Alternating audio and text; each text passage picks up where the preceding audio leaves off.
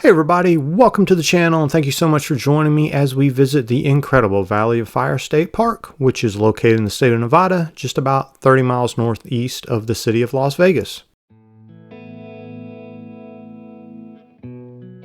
As we enter the park, let's take a quick look at the official map here, and you'll see the two main roads in the park. There's the main road, which runs east and west, and then in the center of the park, you have White Domes Road, which runs north and south. At the very north of the park, at the end of White Domes Road, you have the Fire Wave and the Seven Wonders Trail. That's going to be the signature hike of this park, and I would suggest that you start there and then work your way back. Some of the highlights we'll hit in this video, in addition to the Fire Wave, we'll also visit the Rainbow Vista, we'll see Arch and Atlatl Rock, the Beehives and Elephant Rock, and also the Seven Sisters. You can see there are two campgrounds there. However, if those campgrounds get booked up, you can see over here to the right, this park is actually pretty close to Lake Mead, and there's a variety of boondocking availability over there. Cell coverage when you're within this park isn't good, so do make note of where they show where you can get a signal. Now, with that overview of the park, let's go ahead and head in and start seeing some of the sights. Now we'll stop over at the Beehives.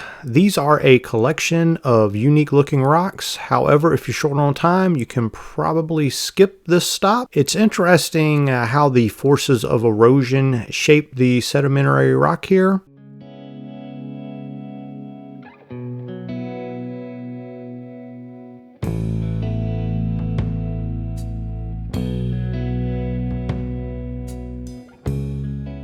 It's kind of fun to climb up these rocks. One of the good things about climbing up on the Beehives is you can take in incredible panoramas of the surrounding landmarks. If you're enjoying the video, I would really appreciate it if you would please give me a like, and please consider subscribing if you want to see more videos like this. Thank you so much, and let's continue with the video.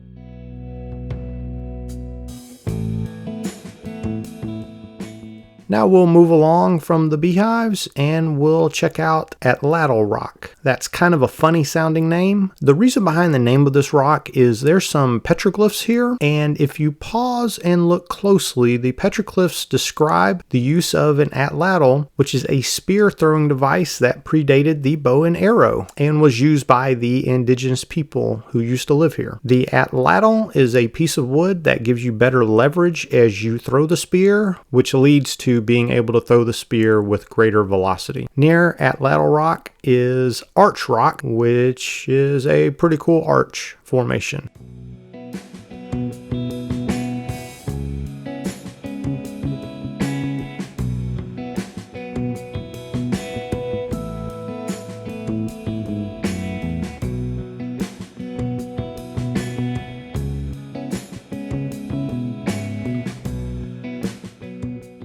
Now we're going to head east on the main road to the Seven Sisters, which are another collection of sedimentary rock formations. The Seven Sisters make for a great picnic area for lunch. Now, in the title, I posited a question, is Valley of Fire worth your time if you visit the Las Vegas area? And I would say unequivocally, absolutely yes. When it comes to visiting the Las Vegas area in terms of visiting the Las Vegas Strip or Red Rocks or the Hoover Dam, I would actually say Valley of Fire is the best thing you can do if you visit the entire Las Vegas area. And I would actually say Valley of Fire is the second best location to visit in the entire state of Nevada. I would actually put it a little ahead of Lake Tahoe in my opinion. However, depending on your preference for swimming, I could see where maybe you could go in a different direction there. I would, however, put Great Basin National Park above this park. So I absolutely recommend you visit Valley of Fire. If you're ever in the Las Vegas area, no question about it, this state park is actually better than many national parks.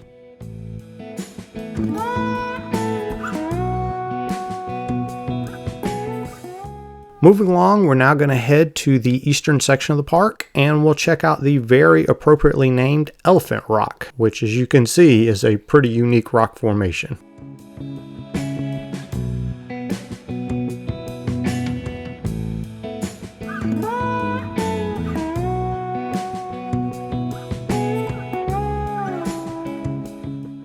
Turning north up White Domes Road, along the way there's a little picnic area, and while I was stopped there happened to be a herd of bighorn sheep that passed by. Watching these guys scale the cliffs of the nearby rocks was one of the most amazing natural phenomenons I've ever seen.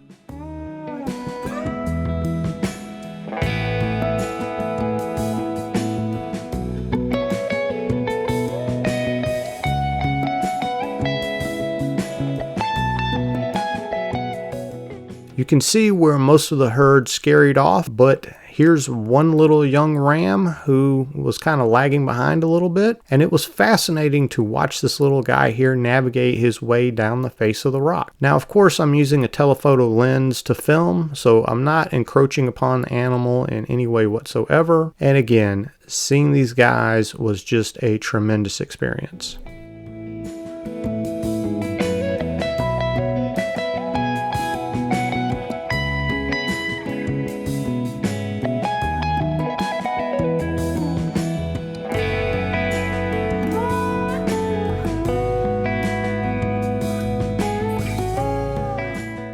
Not far from the picnic spot, I'm not sure what the name of this mountain is. I checked and I actually couldn't find a name. It could be Sandy Hook Peak, but I'm not sure. But here you're able to get one of those amazing road to nowhere shots, so you definitely don't want to miss this location if you visit the park.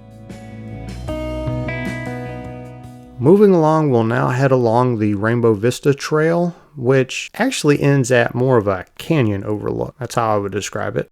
Valley of Fire is just an incredible landscape. Total Recall starring Arnold Schwarzenegger. The Mars scenes were actually shot in this park. But there's one film in particular with a connection to this park that involved the meeting of two major science fiction characters. And if you know which film that is, please let me know in the comments below. When I return to this park in a future video, it's going to be all about the filming locations for that film.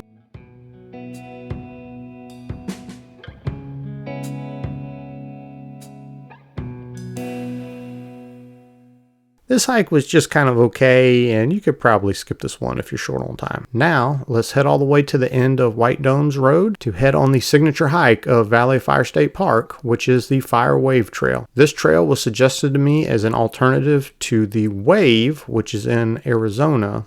My van can't handle the road to the Wave, so even if I could win a lottery to head on that hike, I still couldn't do it. But you'll see why the Fire Wave is a great alternative with the amazing bands of color in the rock.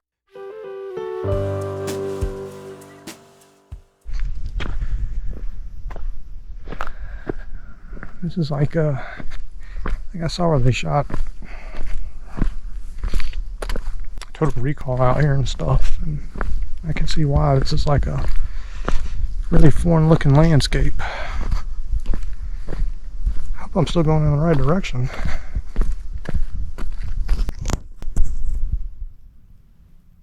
No, I gotta go over here. Okay. But yeah, it's the thing about these state parks and national forests and conservation areas and stuff, they're not as their trails ain't like at the same standard of a national park is. But anyways, we'll finish this up. My battery's about to die, so we'll finish this back up and see if we can get out of the park before dark. Okay, bye. I was actually off trail there. The proper trail is just over the ridge behind me. I inadvertently followed where some previous hikers had kind of hiked along off on their own path, and that led me off trail. So if you're on this hike, you want to make sure you keep an eye out for those trail markers.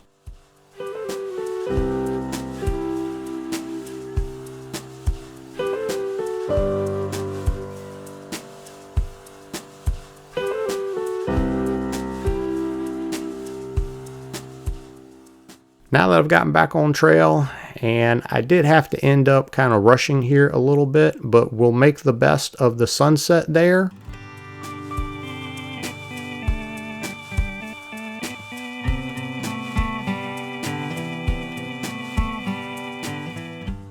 And then we'll move along to the actual Fire Wave, which sort of looks like a candy cane.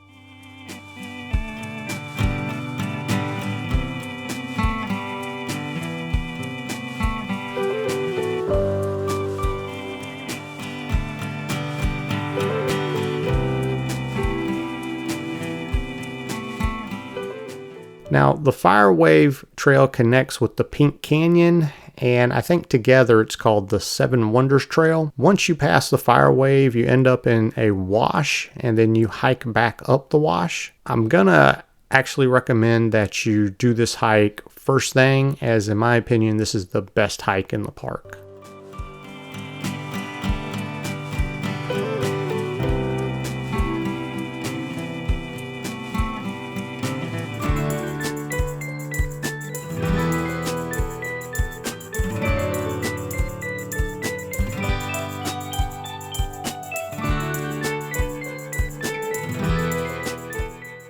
I wasn't able to complete the full loop, but we will revisit this park in a future video to do so. You can still get an okay idea of just some of the amazing colors on this trail with the yellow and pink hues there in the rock. It's really an incredible sight to see. So we're coming to the end of our time in the park, and I want to close on a few things you should know about the park before you visit. Again, the recommendation for this park is it is an absolute must visit if you're ever within the Las Vegas area. I will say there are a few drawbacks to visiting. First, the bathrooms at the visitor center are just not good. I can only really speak to the men's bathrooms, but some of the stalls didn't even have doors on them, and then the other one didn't lock, and it wasn't very clean. But at the visitor center, they do offer free water there, so that's a plus. Second, you must leave the park when the sun goes down. You have to be in your car driving out of the park when the sun goes down, and they will send a ranger around to start kind of rounding people up as you get towards the end of the day. If you do happen to be staying at a campsite, you must go to the campsite. You can't wander around the park at night. Third, the admission fee for out-of-state residents here is $15, and that's only for the day. A lot of the state parks I've visited over the years will charge something like $30 for a 7-day pass or a 3-day pass or something like that. This park only does 1-day passes in addition to the Nevada State Park annual pass. If you can keep a tight schedule, I think you can hit all of the highlights in this park in one day, but to fully explore the park, you're going to need more time than that. So if visiting on multiple days, I think you may end up spending more money to visit this state park than other state parks around the country. To sum up, Valley of Fire is absolutely an incredible location, and I enjoyed my visit here so much. I want to thank you so much for joining me for this visit to Valley of Fire State Park, and I will catch you in the next video. Thanks and take care. Bye.